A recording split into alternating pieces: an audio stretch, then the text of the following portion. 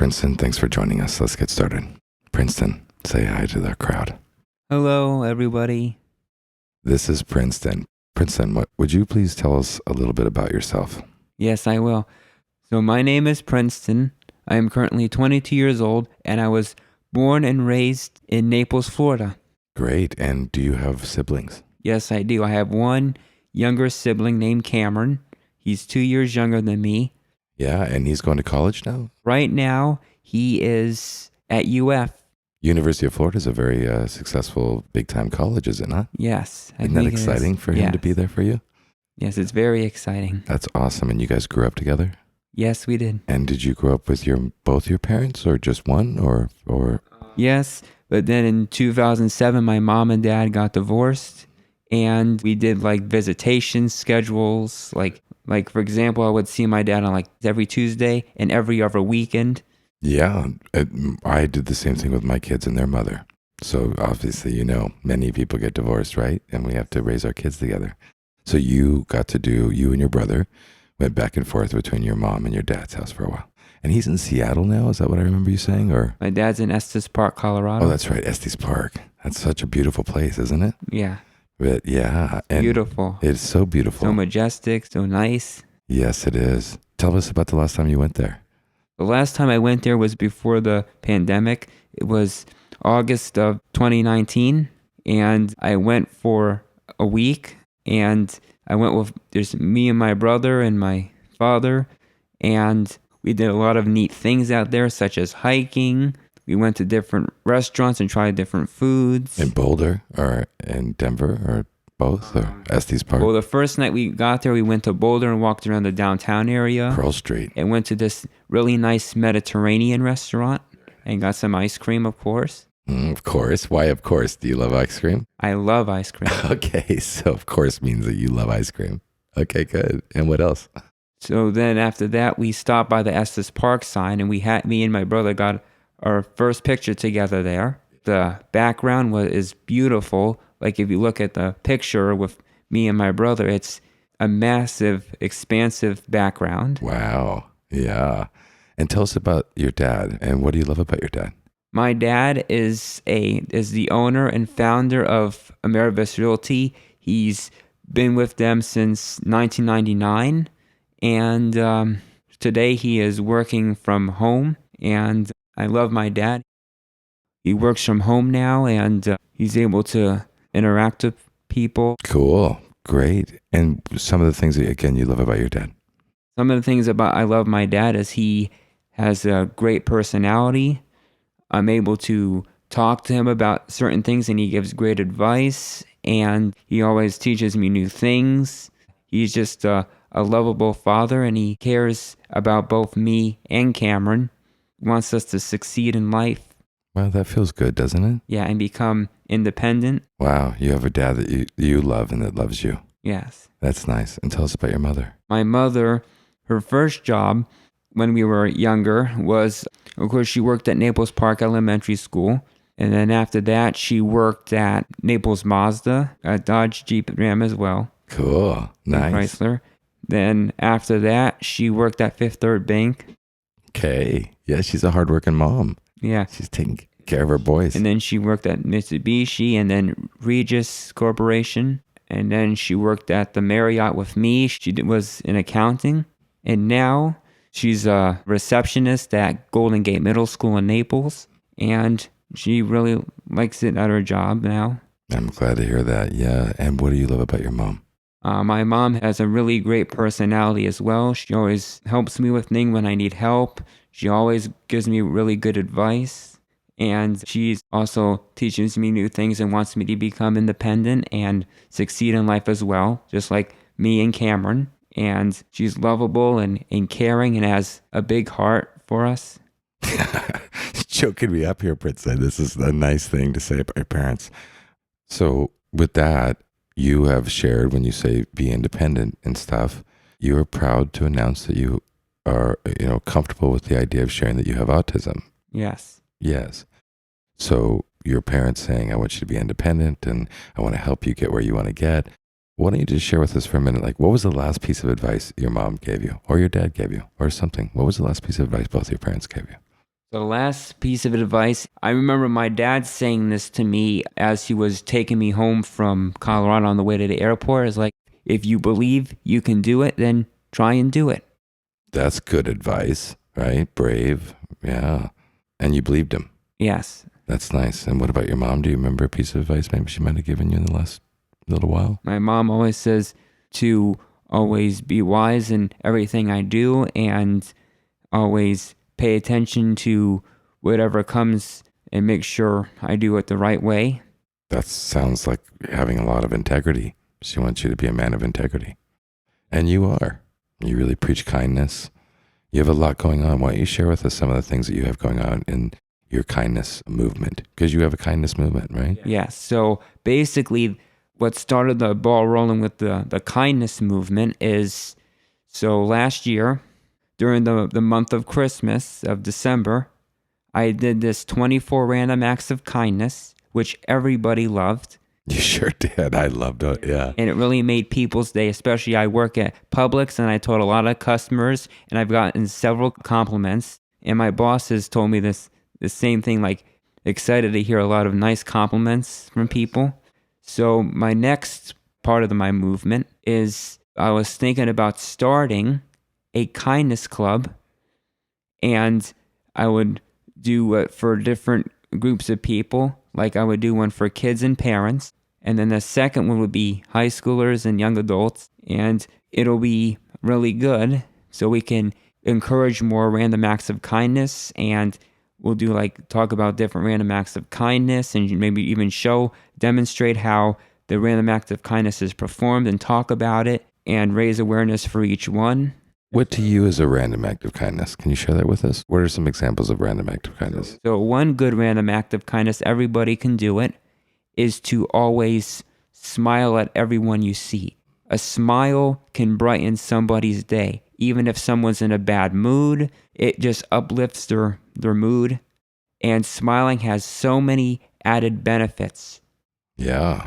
And where did you learn that, Princeton? Is that something you came up with on your own? I learned it through various, 2 different websites I learned it from, and also from my background knowledge, because I can just tell that smiling really is a really great way to show kindness. And it's very simple. Everybody can do it. That seems pretty simple. Everybody can do that. I like that, right? Even if we're wearing masks, you can still see. You can still see the smile in your eyes, right? Exactly. Yeah, wow. What's another one?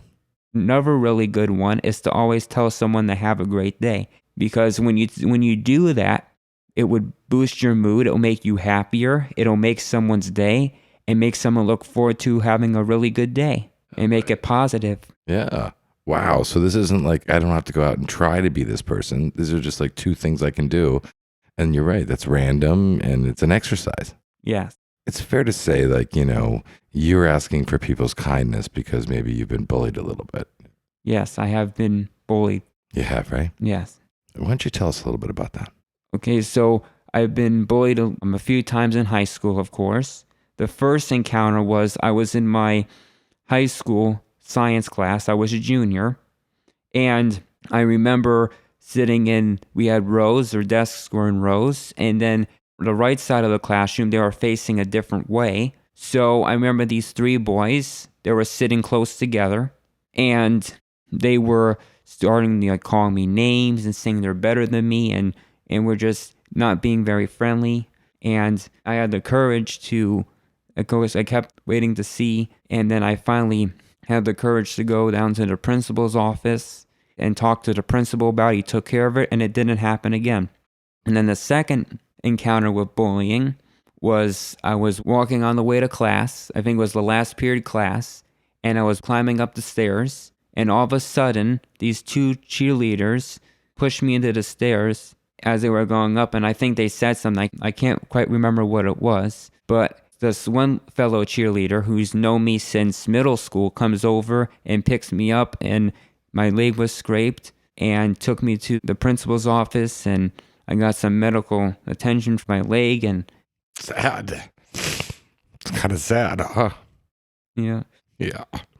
Yeah. So, and then of course throughout high school, people would call me names and say I'm weird and say not nice things. But that was really nice of the girl to who knew you. Yeah. How did that make you feel? It made me feel like comfortable and that I'm someone I can trust. Yeah. Wow. And do you trust people? Yes, for the most part.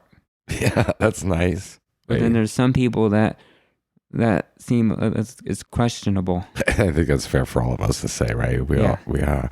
And so, does this drive your kindness movement a little bit? Is this why, or is there Yeah. other reasons why? There's other things that drive my kindness movement. One is because I've been bullied and I've been in different places before where I've had people like not tell me to have a great day or people not smiling.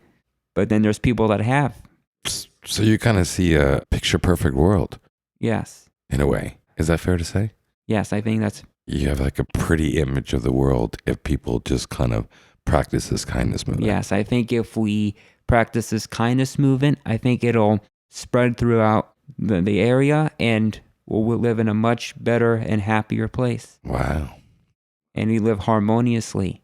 So what's harmoniously living like? Tell us about that. Like we all live together in a society where there's more kindness, there's more happiness, there's more joy. And I think that will help everybody. Help your spirit, your soul, and your mind even, physically and mentally. What's joy meaning to you? Joy means like a sense of deep happiness. Of course, when we think of joy, a lot of times we think of the Christmas season because Christmas season brings us a lot of joy. And, you know, when you even, like on Christmas Day, when you get everything you want, like all the gifts, and you're satisfied with what you've gotten under the tree, I think it uplifts your spirit a lot. Interesting. And how many times have you experienced joy in your life? Boatloads of time. The boatloads of time. Yes. Like joy. Yes.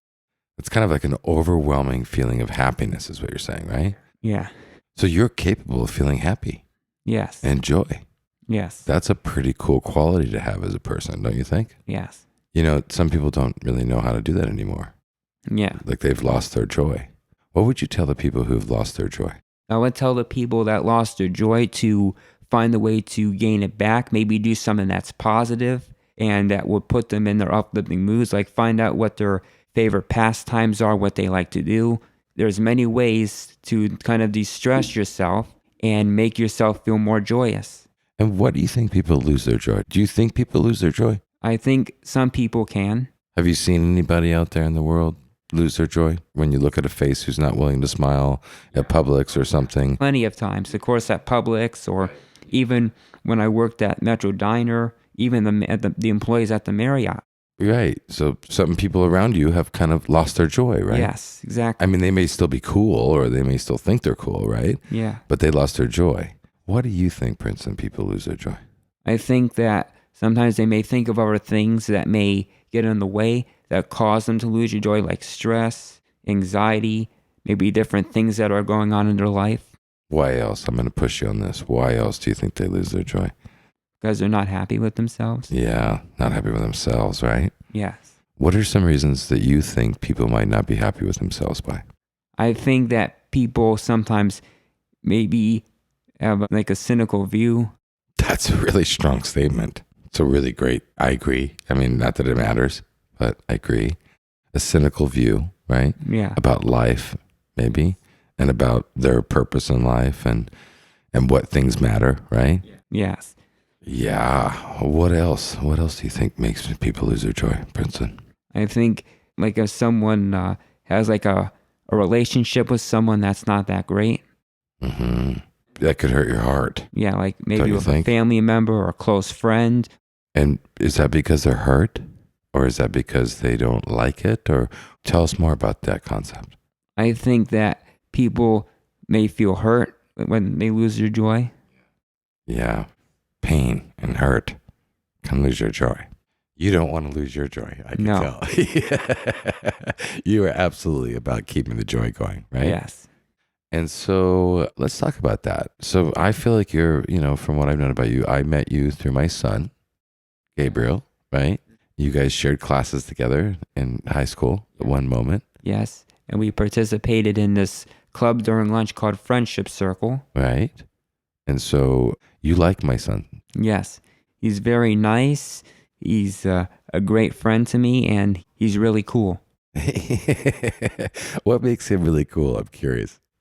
from your perspective? His personality. He always puts you in a great mood and makes your day. Isn't that cool? Yes. Yeah. Do you know him as Zion or Gabriel? I've known him through different names. Yeah. Okay, cool. But now I know he likes to be called Gabriel. Yeah, Right? exactly, right? Yeah. As a father, I named him Zion as my primary name, and he got bullied in high school for being called Zion. Yeah. So he wanted to change his name to Gabriel so he wouldn't get bullied anymore. Yeah. I'm really glad he introduced me to you. Yes. So now we're talking about like, okay, we're committed to joy. Yeah. We're committed to kindness. Mm-hmm. You're making it not just your daily practice, but you're making it a movement, Yes. right? You're working hard at this. You want to have a relationship. Yes. I mean, let's talk about relationships for you for a second. Okay, so I don't think a lot of people really grasp what autism is, right? And they know, and for good reason. It's a spectrum, right? Yes, and exactly. so we can't really ask people to truly get what autism is because it's a spectrum. Yes. So let's take a step back from what I was about ready to talk about. But you now look at people in the eyes. You didn't always do that, probably, right?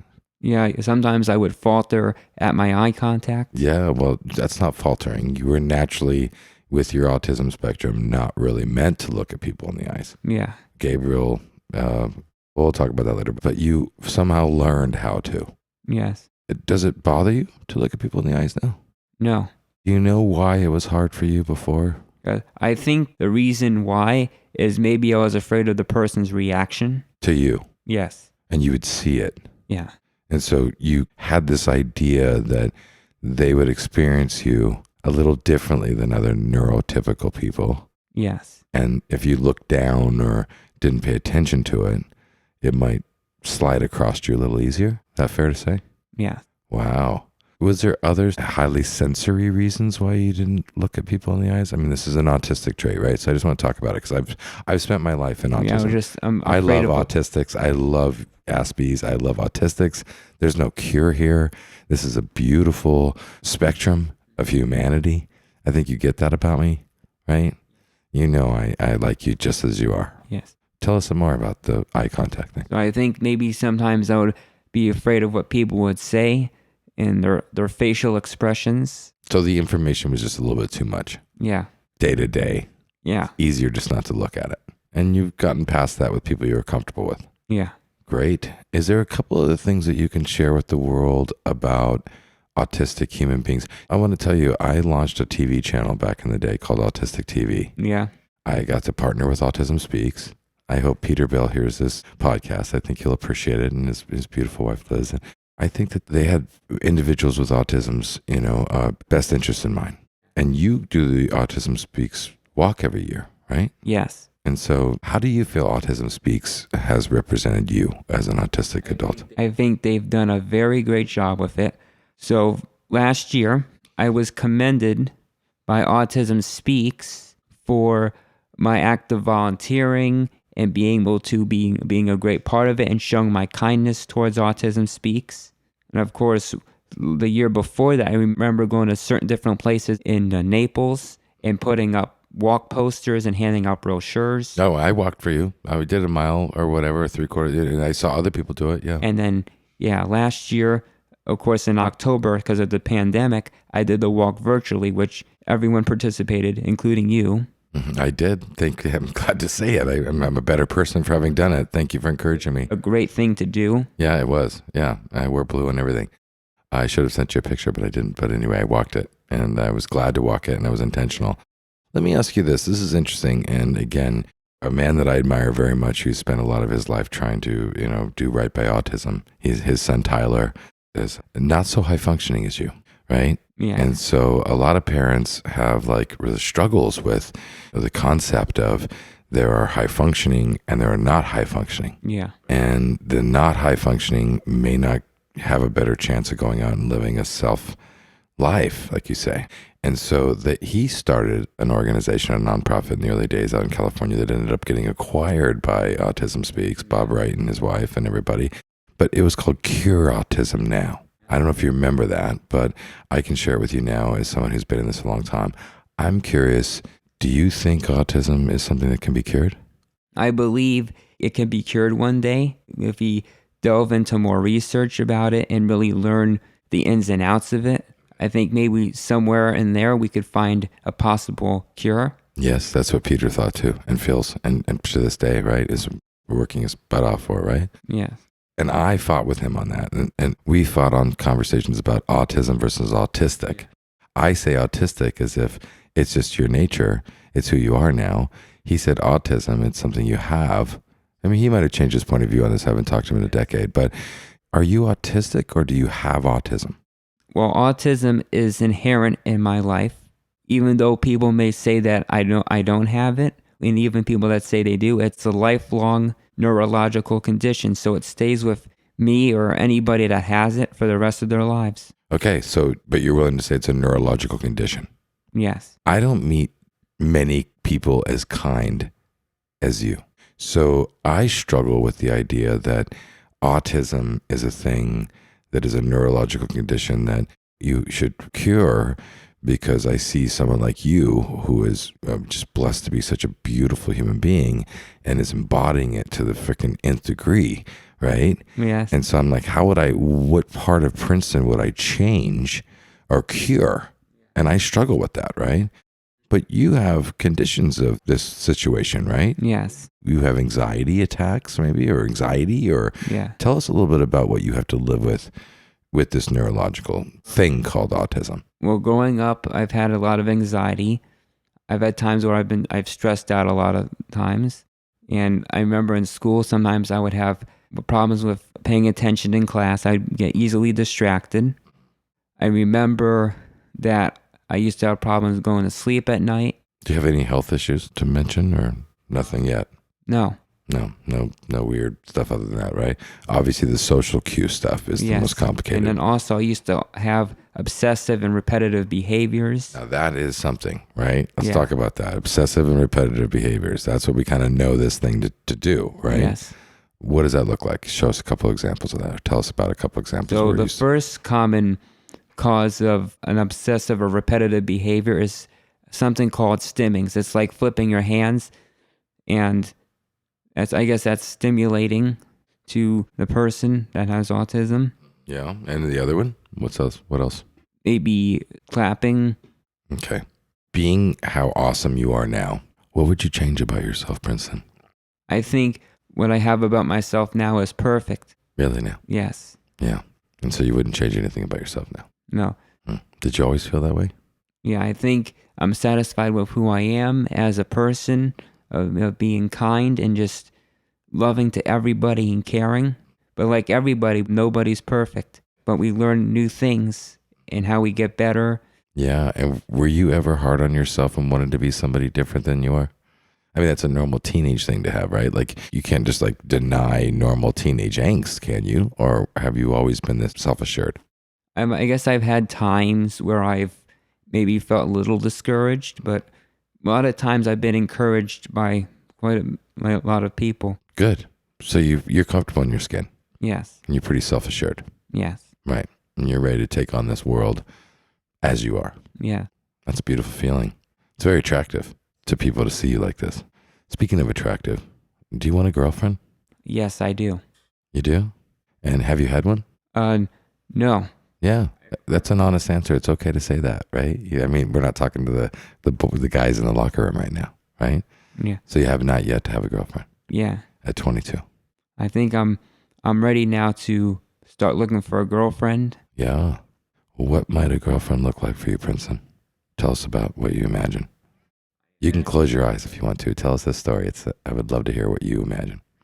So I imagine my girlfriend being someone who's always honest, trustworthy, kind, compassionate, loyal, respectful, considerate, caring, and also someone that is always there for me and has my back no matter what, as well as having common interests, like having things in common. That's a big one for me, and just getting along with her. So that sounds like my exact version of a girlfriend. So can they have flaws? Can your girlfriend have any flaws? Yeah. Like what kind of flaws? I mean, you're the most honest person I know right now, probably. So what kind of flaws are you willing to accept from a girlfriend? Close your eyes again and go ahead and answer the question. So I think certain flaws I might accept. Maybe we could like disagree about something. We could sometimes do something incorrectly. Let's see. I'm thinking. Yeah, that's right. Just think about it. Maybe you don't know yet, right? You haven't thought that far ahead yet, right? That's great. That's perfect. So, but you have thought about this. You've characterized. Yes. And that's because you've characterized based on your principle. Is that fair to say? Do you know the word principle? Yes. Principle is like, I'm principled. I want a world of kindness, Yes. right? You're a principled man. Yes. I can tell this, and I've learned this about you. So you want a principled woman. Is that fair to say? Yes. You want her to have the same ethical core Yes. as you do. And then it'd be nice if you had common interests and you could have fun together. Yes. You're an adult now, so I can ask you this question. Have you thought about sexuality with a girl? I haven't really gotten that far yet. I get that. Okay. So you're just trying to like meet a girl, Yes. get her to understand who you are, Yes. like you, Yes. and stick around for a while Yes. so you two can practice a thing called relationship. Yes. I don't think that there's any other autistic out in the world that doesn't want this too. Do you? Do you think there's something that with autism that you might not want to really? Because I know that autism also is very introverted at times Yes. for certain people. But there are some people with autism that do want a relationship. They are, right? Yeah. Have you seen this new Netflix show of Asperger women and men looking for love? It's a dating show on Netflix. Yeah. Have you seen it? What is it? Atypical? It is Aspie, high functioning, but Aspie dating show. No. You should check it out, right? Yes. It's sweet. It's beautiful. It's the only thing I've ever seen Michelle choke a tear out of at this Yes. point, right? I would love to introduce that to you. All right. I'm going to send you the link to it. Okay. All right. There are other Aspergers who are looking for love, Yes. and it's not so easy. That's what the show looks like. Yeah. And even the Aspie girls, they're picky about their Aspie boys. Answer me this. Do you see yourself with a neurotypical girl, or do you see yourself with an Asperger or an autistic spectrum girl? Have you thought of that? I haven't really thought of that too much, but it really, I guess it doesn't matter really. It really doesn't matter, No. right? Right. And you're kind of asking her to have it not matter to her either. Yeah. Like if she finds you attractive for whatever reasons, it's not because of the Asperger's or not because of the Asperger's, right? Yeah. Okay. I'm just trying to dig this out because I think, like you said, you came into the show saying, I think I could offer a unique point of view on this, Mm-hmm. right? And you are. So is your heart full for love? Do you want love Yes. with a partner? Yes. And you're on fire for it probably, right? Yes. You're 22 years old, haven't had a girlfriend yet, and you have done well for yourself. You've made a living. You've got hobbies. You have maintained healthy relationships with your family. You are not like some rebel kid who screwed up. Like you are just like all around a pretty cool cat. Is that fair to say? Yes. Do you see yourself as cool as my son, Gabriel? Yeah. Yeah, right? Exactly. So then with that, you're like, I deserve a badass babe. Is that fair? Yes. Like you want your own badass babe. Yes. Yeah. I see your face right now. It's lighting up, right? Mm-hmm. Cool. How are you pursuing it? I mean, how are you going after it? My first step in getting a girlfriend is talking to the girl and getting to know her. What girl? What girl are you talking to? It's a pandemic. You're working all the time. You have an idea of this girl. Do you have any idea where she's coming from, or is she just going to drop out of space? Maybe finding someone to talk to while I'm working at Publix. Okay. Although I'm a big believer, and forgive me for the curse word, Yeah. don't shit where you eat. Yeah. Okay. Do you know what that means? What? Like it means don't mess around with girls at work and don't mess around with customers at work. Even though it gives you an incredibly social place to explore this idea, it can get messy because you're at work. Yeah. So I'm going to give you a suggestion. And you ask for opinions from me at times too, right? Yeah. And you like opinions from other people like your parents and everybody else, right? Yes. I'm going to say no more trying to get what you want in the dating world at work. Okay? Yeah. You be kind there. And you do all your good work there.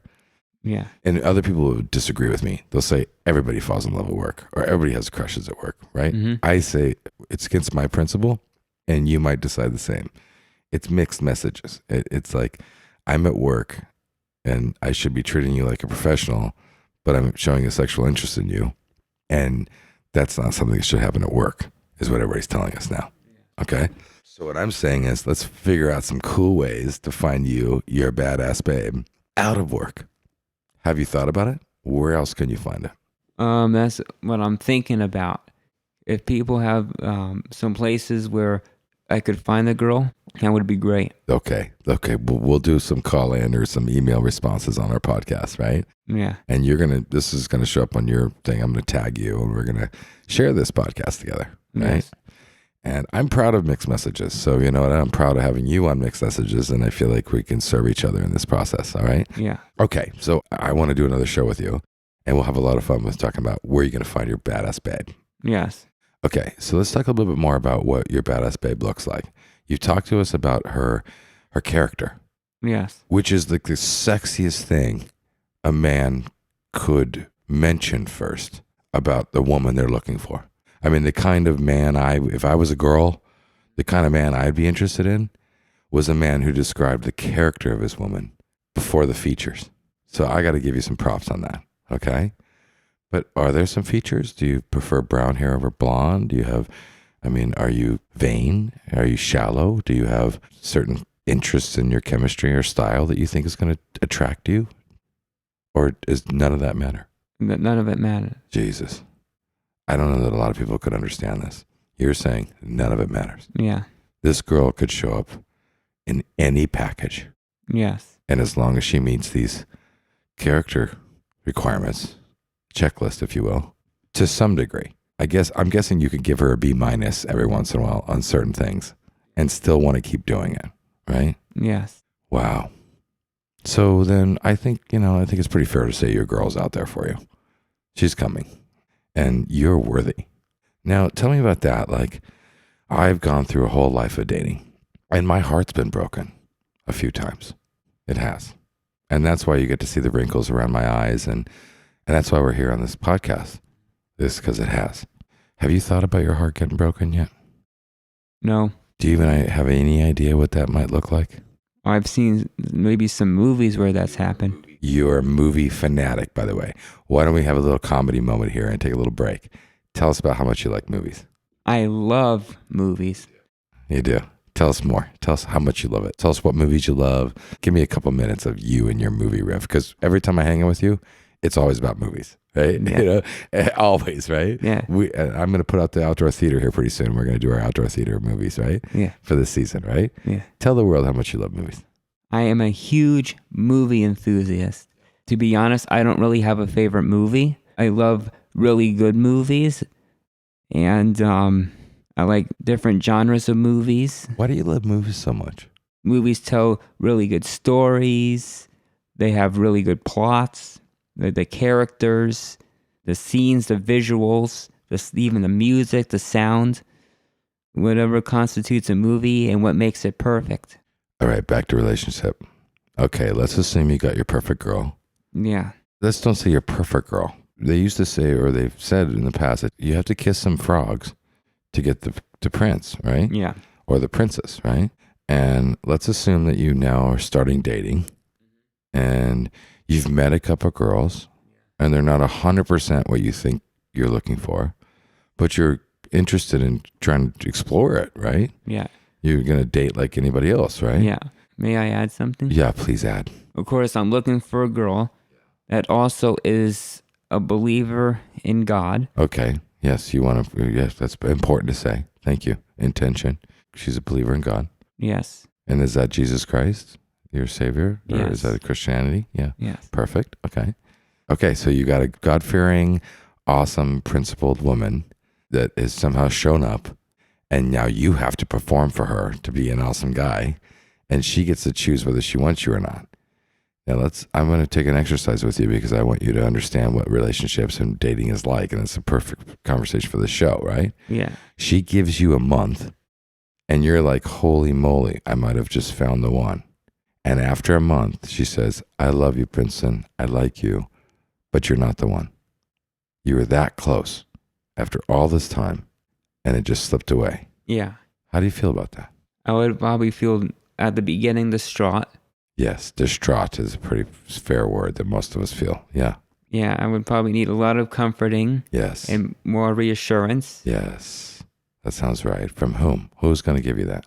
My friends, my family. That's right. That's right. So you are going to need that. Yes. And then you're going to do what? Try again, Yes. right? Mm-hmm. Which is great because you do know it doesn't happen all at once, right? Yeah. And it might take a few to get there. Yes. Are you comfortable with that? Yes. So, but I think it's good that you decided that, like, wow, it was so close. I love it. All I have to do is be the awesome me. And then she says, yeah, it's just the awesome you is just not what I'm looking for. And you might have to feel that. But it's not rejection. This is dating. That's not rejection. That's our choice to kind of qualify. And so it takes a lot of people a lot of dating and some people just a little bit of dating. Okay, good. So I'm glad you're prepared for that. Are you really prepared for that? Are you really prepared to possibly have a couple girls hurt your heart? Yes. Okay, good. As a man, I want you to be. You hear me? Yeah. And you have to get through the other side of it, okay? Yeah. And you're going to be as awesome on the other side of it as you are today. All right? Yes. But it will be confusing and it will hurt and you'll have some distraught moments. Yeah. And you'll need to seek encouragement from others and get through it. Right? Mm-hmm. But you'll keep trying. And so then tell us about this. When you get the one, what kind of life do you want to live with her? I want to live a really beautiful life, have kids, have a nice family, have a nice house, have a car, and have really good jobs, and have a good, really good family background. Yeah. It sounds totally neurotypical to me. Nothing autistic about that, right? No. That's just like the neurotypical side of yourself, right? Yes. And then when you have that, do you think you're still going to be happy? Do you think you're pursuing things that you don't have yet, that at some point when you get them, you'll stop being happy because you got everything you wanted? I'll continue being happy. You will, won't you? Yes. Yeah. I think you have a lot to teach people, Princeton. Yes. I think you are, I don't even know how to say it. I'm touched by your presence. Okay? Yeah. I think you're a beautiful guy. And it's not hard to want the best for you. Mm-hmm. Okay? So keep it up. Do you have anything else you want to share with us before we close the show out? We'll do more. We'll come back and do more of these. Yes. Is there anything else you want to share? Other than that, always be kind to everyone. Everyone. Yes. Even your enemies? Yes. And yourself. And yourself mostly. Yes. Yeah. Actually, I can't stand it. Give one piece of advice to all the people who are out there feeling lonely and self-sabotaging themselves and telling themselves they're not worthy of love and kindness, that they just somehow missed the boat on that. What advice do you have for them? I think that people should always love on everyone and show kindness, even in hard situations. Always be kind, always be lovable, and be optimistic and be happy. No, I'm talking about lost souls. How do you bring them back, Princeton? What's your advice to people who feel they've lost joy and they don't feel like they're worthy of love? I would think of positive things and try to bring yourself back to joy by like thinking positively, thinking what makes you happy and what would uplift your mood so you feel more joy. Yeah, just come out of the darkness, right? Yes. Come back to the light. Come back to the joy. Come back to the happiness, which ultimately means selflessly serving others and being kind to others. And that'll make you happy. Is that fair to say? Yes. All right. So we're going to get back to you. We're going to post on our website all of Princeton's, his new kindness club. We'll share with you. He's prolific Instagram and Facebook with daily posts and things. He's very dedicated to this cause. He's a very dedicated young man. Again, he's a cook, he's a clerk, he's a chef. He's actually the servant leadership is what I call Princeton. He shows up and he gives his best. Yes. All right. So you want to do a call out for your future girlfriend when she hears the podcast? Why don't you tell her that you're ready for her? I'm ready for her. You are, right? Yes. Why don't you say it more than that? Why don't you tell her what you're ready for right now? Tell your future girlfriend. I'm ready for a really great, happy and healthy relationship. There you go. You've heard it here first, people. Ladies, chime in. The number is on the website. Princeton is not sending mixed messages. He absolutely 100% is ready for this. Yeah. All right. Till next time. We're going to do another one of these? Yes. Maybe more? Yes, more. Yeah. Okay, cool. Goodbye, everybody. Thanks for joining Mixed Messages. Good night. Mixed Messages. Mixed Messages. Mixed Messages.